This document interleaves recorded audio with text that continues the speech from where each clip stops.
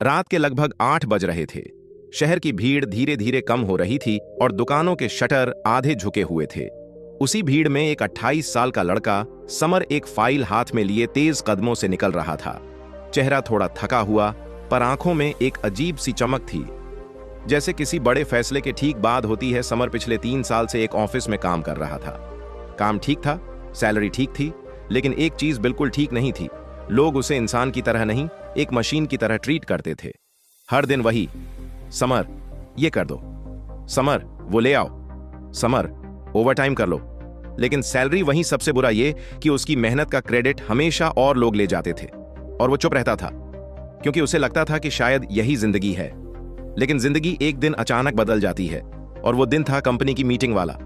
Meeting में उसका boss सबके सामने चिल्लाया, समर तुमसे एक प्रेजेंटेशन ठीक से नहीं बनता, इतने साल हो गए और तुम में कोई ग्रोथ ही नहीं। कमरे में बैठे लोग हंस रहे थे। समर नहीं बोला, बस शांत होकर खड़ा रहा। लेकिन अंदर कुछ टूट नहीं रहा था, कुछ जाग रहा था। मीटिंग खत्म हुई, लोग निकले और समर वहीं बैठा रहा। कुछ देर बाद वह उठकर सीधे अपने बॉस की टेबल तक गया।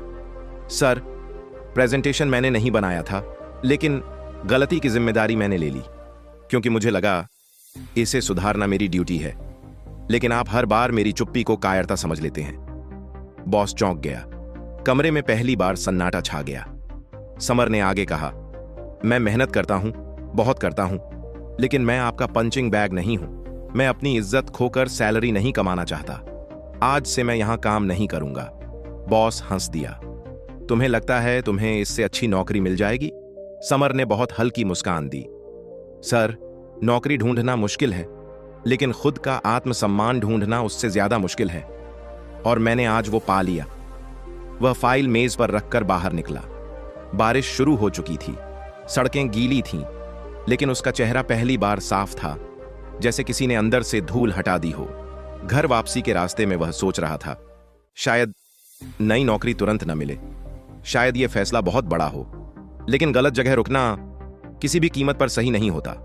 उस रात उसने पहली बार खुद को गर्व से देखा, और अगले ही हफ्ते उसे एक इंटरव्यू कॉल आया, उसी कंपनी से जहां उसका सालों पुराना आवेदन पड़ा हुआ था।